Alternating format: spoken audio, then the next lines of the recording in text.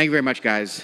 We have an amazing panel here today. Very, very high-level, important people in the European defense acquisition space and an entrepreneur. I'm Warren Katz.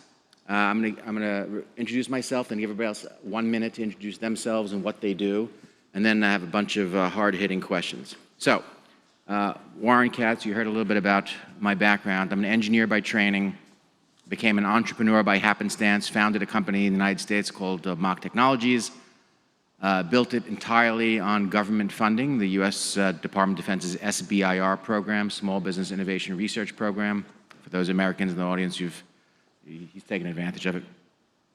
And I came out with a line of commercial items, commercial products in the modeling and sim space. At that time, in the United States, there was a set of regulations that compelled acquisition people to buy commercial products instead of doing custom development. And what I discovered when trying to sell my commercial items was that that law was completely ignored. So this kicked off a 30-year crusade to try to get that commercial item preference, they call it, to be enforced and incentivized. Making a lot of good progress right now. I sold my company in 2006, became an angel investor in the dual-use ecosystem. I lectured quite a bit on why it's good to take government money instead of venture capital money if you're able to. And then in 2017, I was asked to run a startup accelerator for the US Air Force, the Air Force Accelerator powered by Techstars. Brian was one of my cohort companies in 2020.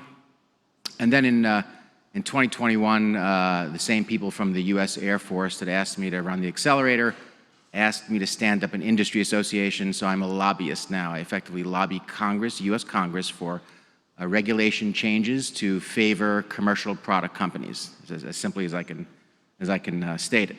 So that is what I currently do right now, and things are going very well, I'll leave it at that. Not everything is going well in the United States. I'm sure you guys have heard through the news. Things are a little chaotic, but in this one area, it's actually going extremely well. I'm happy to talk more about that later. I'm going to ask each of you to introduce yourself. Brian, you want to go next? Yeah, thank you, Warren. And yeah, so Warren actually was the guy who got me involved in the defense industry. My background's a little unusual. I went to film school at NYU. I used to produce independent movies and commercials. I bumped into Warren, of all places, in Buffalo, New York. He told me a little piece of software I was building for drone cinematography would be very helpful the U.S. Air Force would have a need for my product. I thought he was crazy. Got into his Techstars program he mentioned, designed a product to kind of help solve, using computer vision to help solve GPS-denied navigation for aerial platforms. Got many millions of dollars of non-dilutive capital from the U.S. Air Force. This was in 2020, 21, 22, 2023.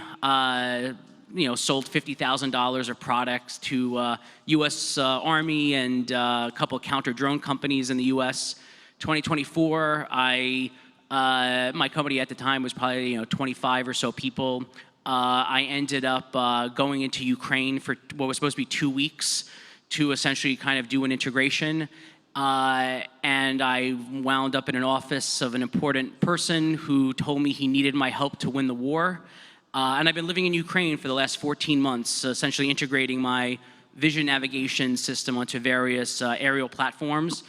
So, I've seen everything. I've almost been out of business. I've almost gone personally bankrupt. I steered out of all these things. I, went from film school to, vision navigation missile technology and living in Ukraine. Looking forward to the discussion. Thank you. Sten? Hey, my name is Sten Tamkivi. I'm a lifelong software entrepreneur, been building companies all my life. Some of them have scaled quite successfully, like Skype, where I was an early executive.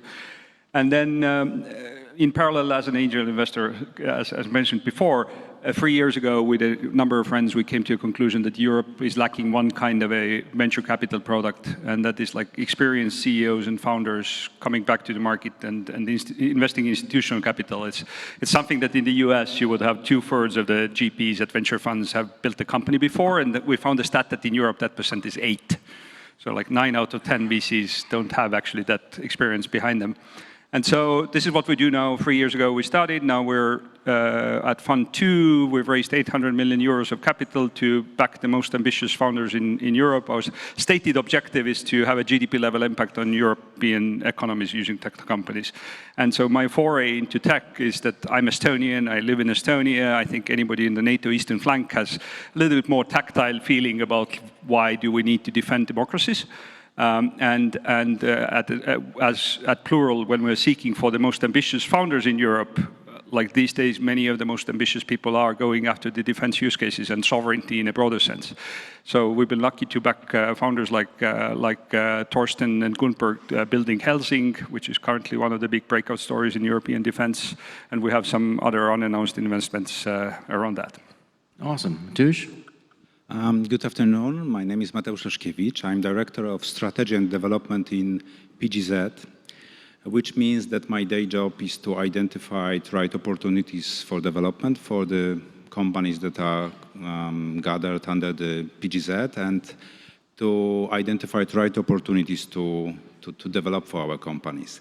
And PGZ is a state-owned company under the supervision of Ministry of State Assets in Poland, with very close cooperation with Polish MOD. And we are delivering our product and services to Polish army and to other European armies.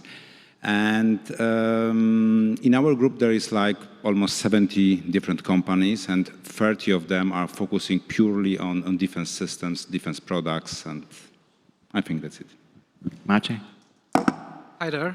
My name is Maciek Niczyporuk, and I work in the Ministry of National Defense in the Department of Innovation. But actually, the name of the department is quite misleading because our core business is to overall coordinate the research activities and technology development that are funded by the MOD, both on the domestic and international level. So the innovation branch hasn't been so far, well, let's say, exactly explored, but we are getting there. And right now we are working on setting up new instruments that would help our armed forces to identify, test, and adopt commercial technologies at the speed of relevance. Thank you. Excellent. Patrick? Thank you. Yes, I'm Patrick. I'm a partner at the NATO Innovation Fund. So the NATO Innovation Fund, or NIF, was set up by NATO a couple of years ago and backed by 24 European NATO allies to invest in dual-use deep technologies that can be applied to defense, security, and resilience. So we invest directly into startups across the 24 nations that have backed the fund. We also do fund-to-fund investments in other VC funds, particularly in the regions of NATO where we don't have the best coverage. We have offices in London and Amsterdam. We also have a small office here, but that's basically just me when I'm here. Yeah, we've invested in 10 companies so far across materials, autonomy, space, and semiconductors, and we backed multiple funds as well. Yeah, so great to be here. Looking forward to the panel. Thanks a lot, guys. This is great. So the entire focus of this panel is going to be on that one tender little sensitive area of failure in the dual-use or defense tech ecosystem, which is the point at which a prototype is done, a prototype is ready, it works, and now the company and the warfighter would like to get into full-scale production, like to get it deployed at the speed of relevance, and it just doesn't happen. Bureaucracy is in place, a requirements process, a budgeting process, some large incumbent prime contractor in the way, some too intimate set of people who are blocking the sale. It's not a pure meritocracy like it is in the commercial world. The net effect is the warfighter doesn't get the product in time. Our adversaries might. An investor doesn't get the proper return because the speed of scale up is not fast enough. So again, the whole ecosystem lags behind. So that's the little sensitive area I want to probe here. So first, I'm going to ask Brian. Brian, you're in a very unusual situation that you have a product that you're deploying to a customer in wartime that needs it badly in a life or death situation on a daily basis. and you probably have some experiences trying to sell that same product to another customer that has the luxury of time, doesn't really have the urgency. Can you talk about the difference between those two sales and acceptance processes between a customer that's literally has a gun to their head that needs it immediately versus a customer that's like, it doesn't matter? Yeah, so I was so I had I had this product, it's vision navigation. In 2023, I hear about jamming and spoofing of drones in Ukraine, and I guess my first kind of reaction is like, oh, it sounds like the perfect thing for my product. And I was sitting in my apartment in in Brooklyn, New York, and I was kind of like I guess I was like also like disappointed that like, how come my phone's not ringing off the hook? How come the Ukrainians aren't calling me? Don't they know I have this magical capability I could solve all of their problems? And I was trying to kind of sell to like large defense, Lockheed Martin, Northrop Grumman, and I had sold one or two things here or there, just kind of getting by. And I listen, I'm not a defense expert. I couldn't tell you acquisition process requirements. I've spoken to everything just seems so brutally slow, and it felt like, to me at least, that like alarm bells were ringing that my product was like desperately needed to solve GPS denied navigation. But like no one was buying it in scales that needed to save. I mean, if you have a startup, you have 25 people, you're spending $200,000 a month, like you're blowing through cash at a rapid speed. So part of it was kind of I wound up staying in Ukraine because it became apparent to me that there was a desperate need for the product. And I look around, if I want to do a test with Northrop Grumman for my thing is like a little box. It connects to a flight controller below like the belly of like a missile essentially. And I have integrated my thing onto more missiles in a week in Ukraine than 2 lifetimes in America. There's just like no comparison to, and like listen, like sales also, I expected to be selling millions of dollars of product in 2 weeks in Ukraine, go back home and everything would be fine. No, I've been there for almost a year and a half now. So like there still are problems of like U.S. defense industry metastasize so quickly over there. Like there still are requirements over there. There still are kind of people who you need to convince, testing and integration, and then who controls the money. Like that still exists in Ukraine just like it does in America, and it happened really quickly over there. But they're using a lot of this stuff, and they need to innovate because the problems that they're facing are imminent, very imminent. And there's no necessity is the mother of all invention sort of a thing. And I just happened to kind of have this product that was in the right place at the right time. And then so since I've integrated into like 50 different platforms over there, I then was able to 6 months into my trip after I won my first couple $1 million of purchase orders, then what did I do? I went back to Southern California and I visited Northrop Grumman and Lockheed Martin and General Atomics. And I said, hey, look at all the stuff I've been doing in Ukraine. And then they go, okay, fine, get this guy a purchase order. Because, FOMO. And listen, I had no credibility. I was a guy in New York building this thing, flying it on little multi-rotor drones. But now I could flip through a PowerPoint presentation of 50 different rocket-launched munition systems, and suddenly I have credibility and expertise in deploying autonomous missiles in GPS-denied environments. But it was honestly like with the big boys in like Southern California, it wasn't even about like the technical prowess. It was more of regaling them with stories of my time, my time in Ukraine doing battle with the system, which is kind of like the thing that I think ultimately won them over. So at the end of the day, I didn't know how to approach it from like a top-down, lobbying and requirement tweaking. I just kind of like assumed if I like showed up and like proved to people that it worked and was willing to like put in the hustle, that good things would ultimately happen. And they did ultimately happen, but still fraught with challenges. So it was just really necessity. Okay, that has sped it up. Sten, I'm going to go to you. You're an investor. You invest in deep tech, hard tech, dual-use companies. I'm sure you've been in the situation and been frustrated by the fact that a portfolio company of yours would have or has come up with an outstanding product that you know the Department of Defense from wherever in Europe really needs badly, and they just get bogged down in the process of, oh, we didn't have a requirement, or the budget's 7 years late, or there's a defense contractor in the way that has the incumbent system that just doesn't feel like leaving.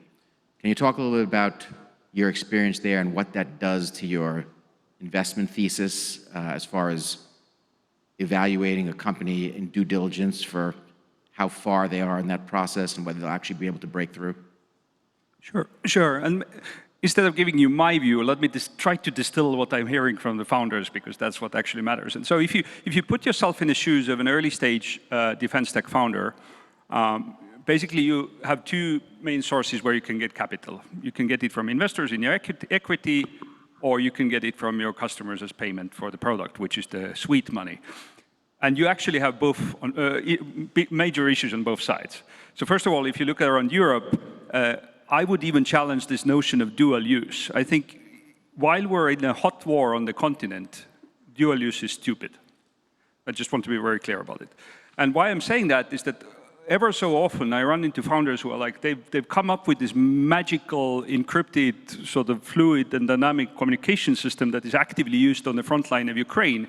There's like 3 guys who have a working product in the trenches. They've raised 400,000 of pre-seed money from angels, and they come on stage or they come to us and they pitch, yes, next year we're going to enter the mining industry. A, no, you won't, with 3 people and 400K. And B, why should you? Because you have a massive problem that you still need to solve, and you can scale a company. You should be able to scale a company there. So that's problem number 1 on the investment side. And so with Plural, what we've done is that because we had the luxury of starting raising money 3 years ago, we could set our own terms. So we don't have LPs who write to us prescriptions that you cannot do defense, you cannot do lethal, you have to do dual use. We just said that that's not how we play this. Like, we need to have the freedom to go after the most ambitious founders building to solve the biggest problems, and defense is a big part of that. And now the second thing is that when that company starts scaling and then you go and start talking to customers, maybe instead of repeating stuff that everybody knows, that like you often have these bureaucratic barriers and you need to prove that you've paid your taxes for the last 10 years when your company has existed for 12 months. Like there is like basic stuff that you can remove. But a few things that I've repeatedly heard. First, I was talking to one of the top generals of a European nation who said that his dialogue with the startups massively changed when he stopped talking about how can we have like 155 millimeter caliber device for X and this ammunition for Y, but instead when he was meeting tech companies and entrepreneurs, he started talking about problems. I need to eliminate the enemy in 20 kilometers, 40 kilometers, and 200 kilometers. What can you do for me? And that started surfacing innovation. And it's great to hear that from a top general, but very often that doesn't trickle down through the procurement process at all, or like the way these sort of things are posed and the problems are posed to the industry to solve. So that's one thing.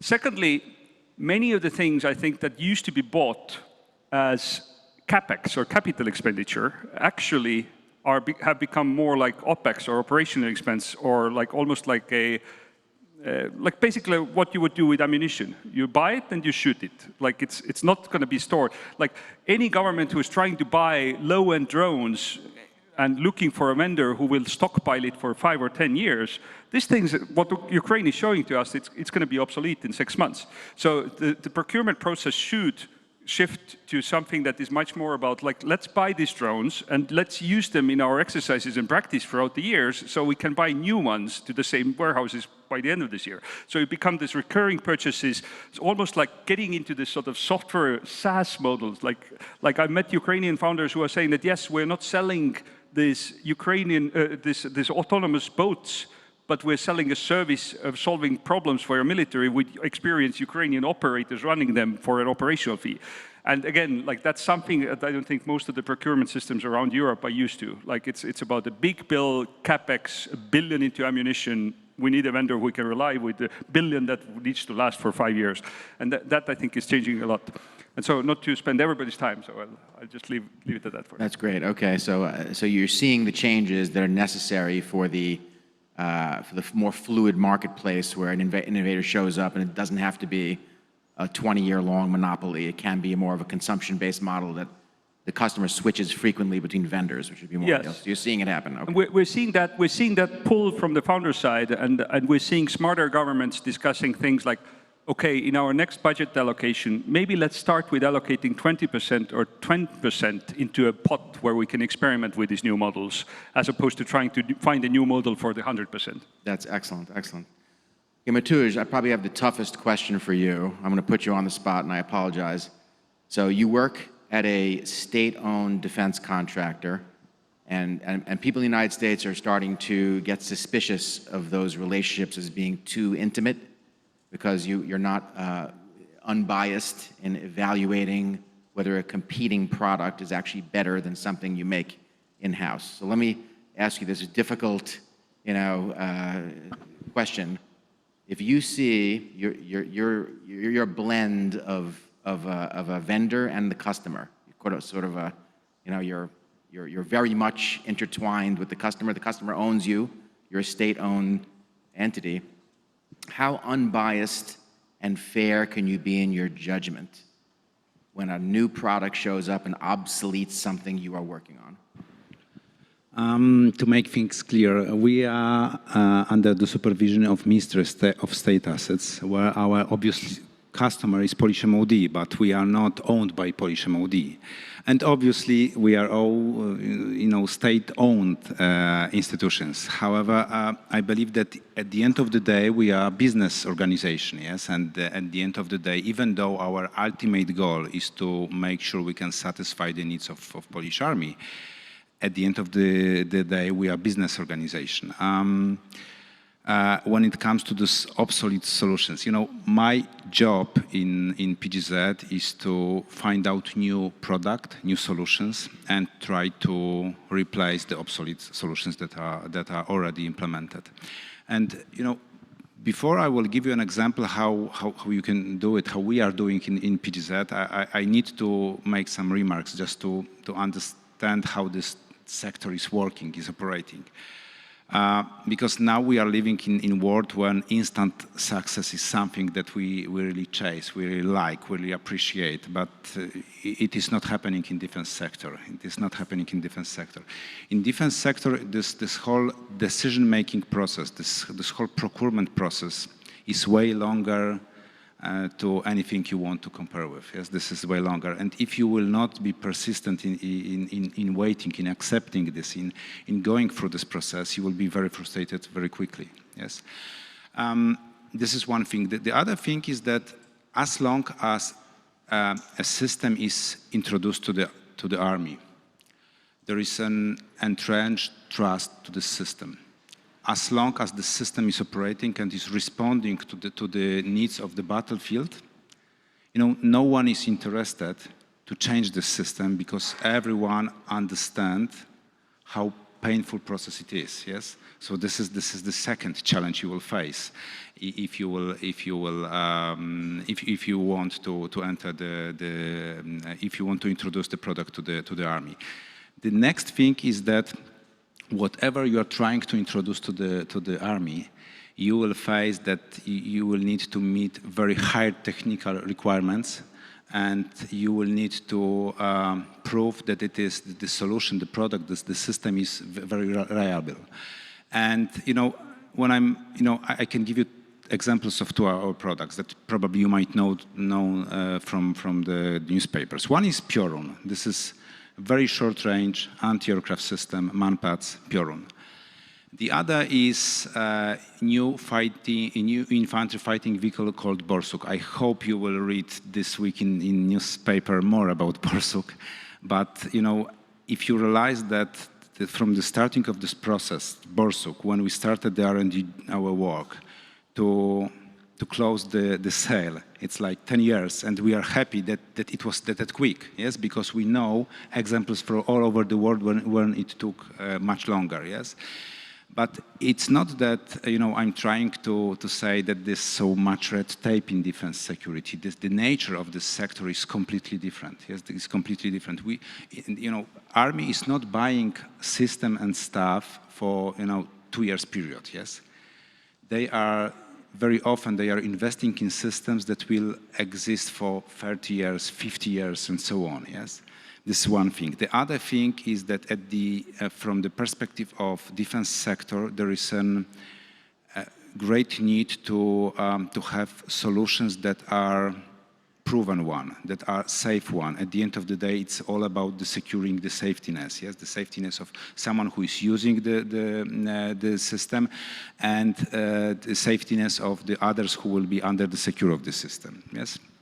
So from this perspective, I can understand why this process is being organized this way. The budgets that connects to the purchase in defense sector that are huge. It's hard to compare to anything on the market, yes? So from this perspective, you can imagine that this multi-step acceptance process that requires testing, validation, certification, this all takes time. It's not that I'm happy with this. I just learned to accept the fact, and I'm not fighting with this. Whenever we want to introduce something, I'm perfectly aware that I need to involve end user to be part of the solution, yes? I need to involve end user to help me to understand what are the expectations, how it's supposed to work.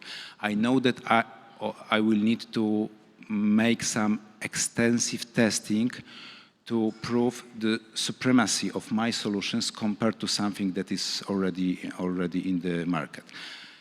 This might be a little different story when it comes to systems that are not already introduced to the army. However, it's not way easier, because whenever you want to approach an army and say, I want to offer you something that you don't have in your offer, yes? The first question you will hear will be, at which army you already implemented this, yes? This will be the first question, yes? And if your answer will be none, but I hope you will be the first one, probably you will not win this, yes, this situation. They will accept worse solution if it is battle-proven solution, yes? So this is just the nature of this. And I think that these challenges you can name way more, because there is skepticism towards new technologies. And I don't blame Army, because they experience so many situations when someone is offering great solutions that's supposed to work, but at the end of the day, it turned out that it is not interoperable, yes? That you cannot secure the logistic, that you cannot secure the training program, and so on, yes? What I mean is that even though I'm not happy, on my account, I have some success. Borsuk is one of the success. New fighting infantry vehicle. The pure manpads is the other one. Yes, and I think if I could advise something, is to be persistent. All right, very good. It's a little bit of a contrast to the state of urgency that Ukraine is in, and because Ukraine is in a completely different scenario. You are making decisions completely different when you are in war zone, yes, and compared to even situation like in Poland, that you are preparing to something, but it is not war situation, yes. Sorry, quick remark. Is it a good strategy to wait until war before we start moving? No, I'm not saying that we are waiting. No, not at all. We are 10-year cycles? If you compare to United States, it's like 12-year cycles, yes? They have a different neighbor situation. Maybe, but if you want to put someone's life into the vehicle, yes, and you want to send him to the mission, it's like, can you imagine that, I will offer that I will take your family to the vacation, completely new plane, no one fly this plane, but believe me, I know what I'm doing. Would you put your family to this? I think we have those families in that plane right now in Ukraine, otherwise Ukraine would be gone from the map. And from this perspective, Ukraine is making operational the decisions the best they can, but it's not that those decisions are free from failures. And I think you perfectly know that very often the soldiers of Ukraine are being harmed by the decisions that are being made, but they are in this scenario, yes? I think that is the crux of the question. In peacetime, when you have the luxury of not, sending somebody to die every day, is it better to, take the risk or not? That's an excellent question. Maciej, you're the customer. So they say. Say again? So they say. Yes, yeah. So I'm gonna change the question that that I was gonna ask you to follow on this conversation here. Do you feel the sense of urgency that you have to have systems that show up that are 6 months old, 12 months old, and that they're really obsolete? If you have to wait 10 years, 12 years, that it's unacceptable anymore? Or are you still in the mode that a system that takes 12 years to get fielded is still okay?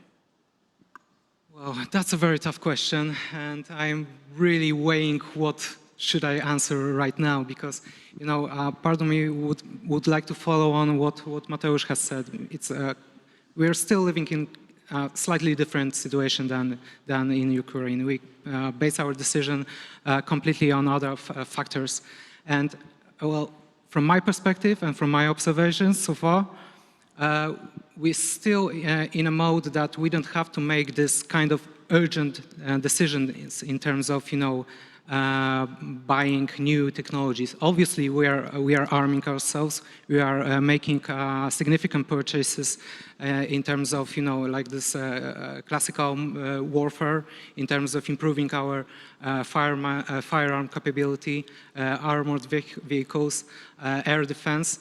But still, we are not there in terms of, you know, rapidly prototyping and rapidly adapting commercial technologies that we may use on the battlefield.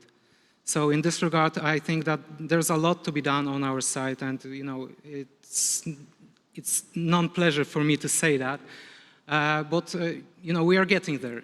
As I said, we are trying to familiarize our armed forces. We are trying to support them to first identify, then test, and then adopt the new emerging technologies from the civilian market that may respond to the actual problems on the battlefield.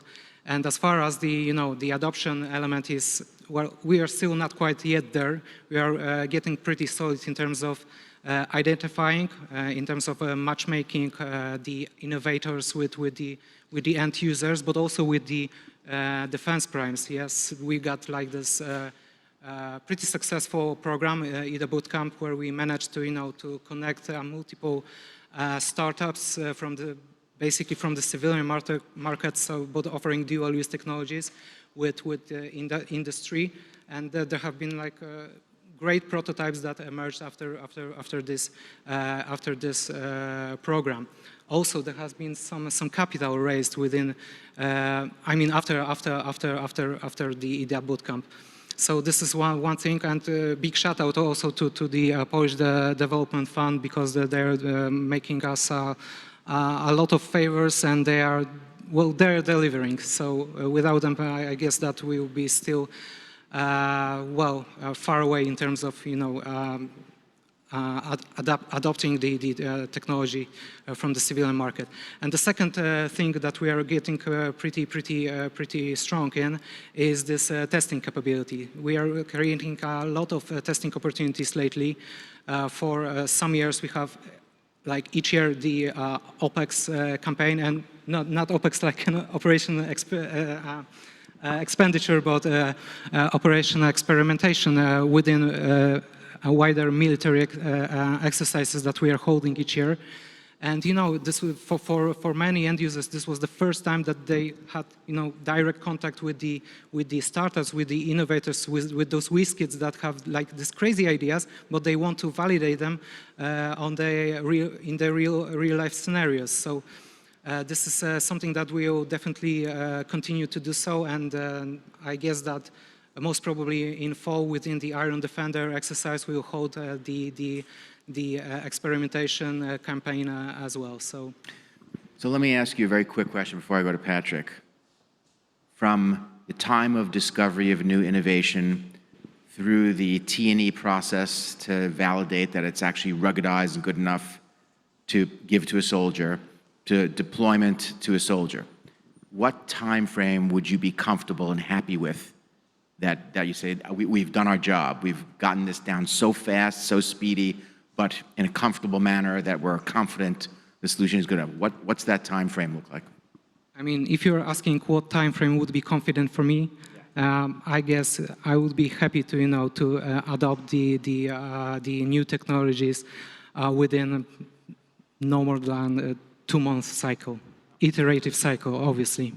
That would be awesome. I mean, Yeah. Wouldn't that be awesome? I mean, I've been in situations in Ukraine where like I showed up at a drone factory. I convinced the guy who owns the drone factory. Yeah, I get this. Look, he's got videos of it working. Let's put it on the drone, fly it. Okay, it works. All right, let's go deploy it. Like in a matter of a couple days. So it's like, it's a little cavalier, but it works. All right, good. Can I just jump in defense of MODs here?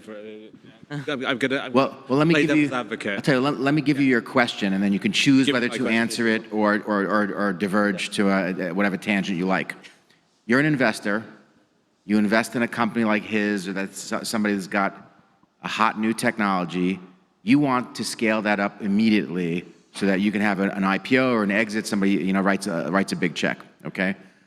How do you feel when a hot new piece of technology gets stuck in a 12, 10-year cycle and the company just goes under in the middle? Does that work for you? No, that would not work for us. But I think there's a sort of classic chicken and egg situation here, because we're saying yes, obviously there needs to be reform of procurement practices. We need to we need to learn from what we've seen in Ukraine. We need at NATO, they're working on plans for rapid adoption. That's going to be a big theme of the summit. And I know that Maciek and I have many conversations about this, and things need to be better. But it's not just that the demand signals are outdated, or the procurement processes need reform. There's also a problem on the supply side when it comes to capital. I mean, not all there are funds that can invest in defense. Or dual use, or whatever you choose to call it these days.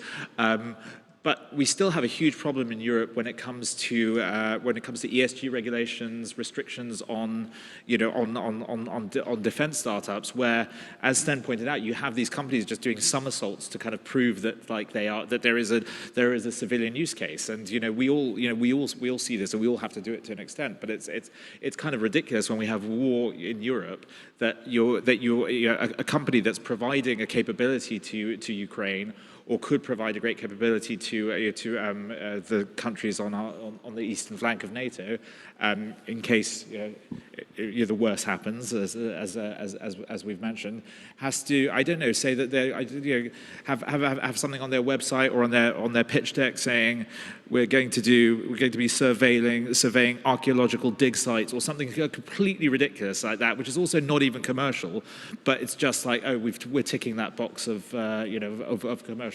Obviously, there are some companies which are genuinely dual use, and that's fine. But you shouldn't have to be apologetic for being a defense tech startup as well. And so that's if we don't really seriously look at that, there's not going to be enough supply of capital to actually scale up these companies. So even if we do reform the procurement processes, you will not be able to raise enough money to actually deliver on that. So that's a huge problem in my opinion. Obviously, there have been some shifts. I mean, even since we started having this conversation, a couple of years ago at NIF, we've seen some changes in the market. EIF now has moved somewhat when it comes to its approach to dual use and defense, and the European Investment Bank has done the same. But you have pension funds, you have ratings agencies who are incredibly restrictive. You even have, there's an example, there's one country where a Ministry of Defense asked a startup that was dual use to build a product that was definitely a weapon system, and they could not do that because one of their VCs had LPs. Had government LPs from that same country that restricted investment in weapons, which is ridiculous. Now, having said that, all this is shifting, but it needs to shift a lot faster. And so, on the investment side, we need to do better. We need to pressure regulators and all of our stakeholders to actually look at this sensibly. Okay, we still have a little bit of time left, which is great. I'm going to go back to the panel and ask the broad general question. If you had one wish in order to fix or change the current European government acquisition system to make it, Maciej's 2-month cycle, what would that be? Ryan, you want to start?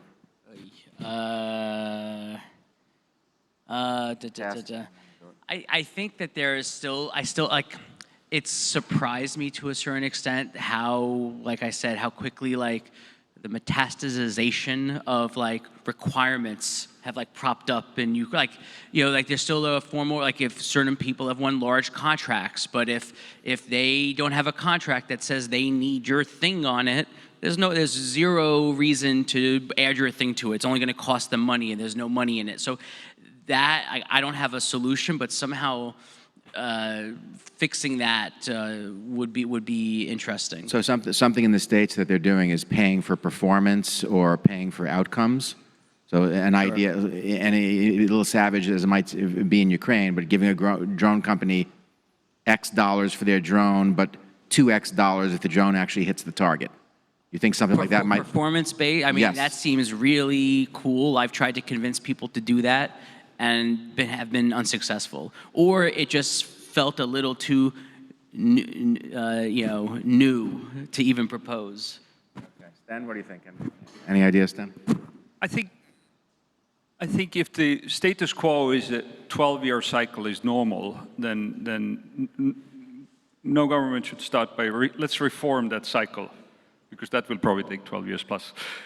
So I think it's more about earmarking, carve out 10%, carve out 20% of next quarter's, next year's, whatever budget, and reset, build from the ground up of knowing what we know from Ukraine, how you would behave in war, how much closer to that could we get with that 10% today.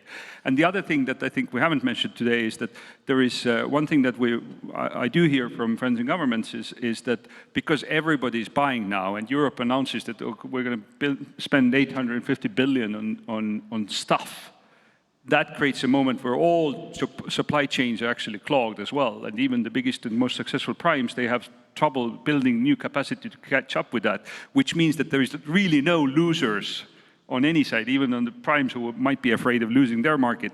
Like somebody else delivering stuff today in parallel in 10% capacity doesn't hurt anyone. So one of the things they're doing in the States, it's part of the budgetary reform, is instead of having a program of record, they have a portfolio of record or a capability of record, which is a budget that's not earmarked to any one system. So within the same year of performance, if something pops up surprise out of the blue, they can shift the money over the new thing immediately without going through this multi-year cycle. Anyway, Mateusz.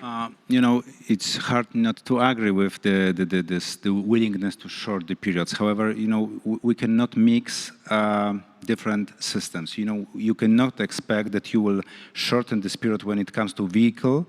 I believe that obviously you can expect it from software, yes, from new technologies, from this kind of stuff. But to be honest, I wouldn't want to know that dramatically has this period of introducing an aircraft was shortened, yes, because I would like to know that they will fly and then will, go down on their wheel, not by accident, yes.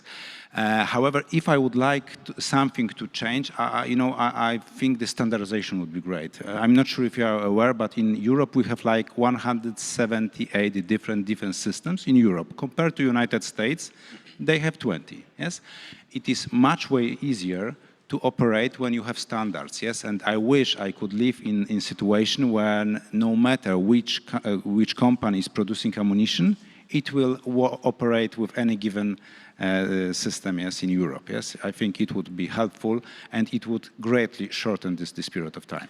In the United States, they're calling that modular open systems approach, and they're now finally getting serious about enforcing interoperability standards as the primary architectural goal.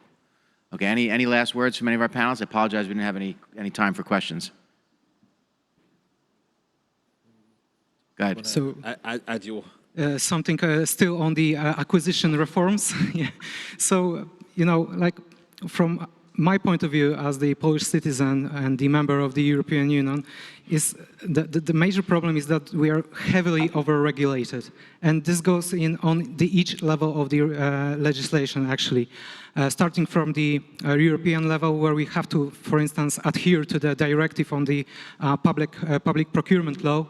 Then you have your own domestic public procurement law that apart from translating those European provisions, adds on another bureaucratic procedures that both you as a tenderer and you as a bidder have to deliver. So this is kind of very, very, and next, what I would forget.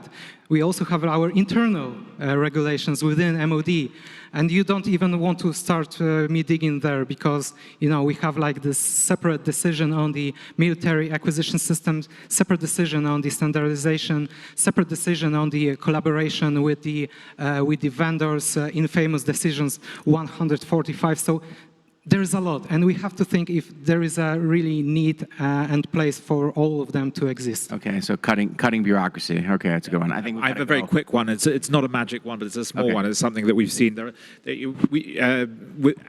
NIF, obviously, we're connected to all these MODs that are RLPs, and there are many initiatives within nations like the EDA boot camp or these kind of innovation initiatives that are not really tied to procurement. And I think that's misleading for a lot of startups. So the one thing I would do is if you could basically single source from some of these innovation agencies or competitions or boot camps or whatever, actually consider that a competition. So if you've gone through the EDA boot camp or you've gone through something like NATO Diana, that should be a certification and just it goes into the catalog, allow MODs to buy at that stage because it's a complete waste of time. Yeah, competition and the competition in that accelerator or whatever means the winner is be able to be procured. Literally a competition, so why is it not treated as one? All right, we got in the hook. Okay, thanks a lot, guys. Really appreciate it.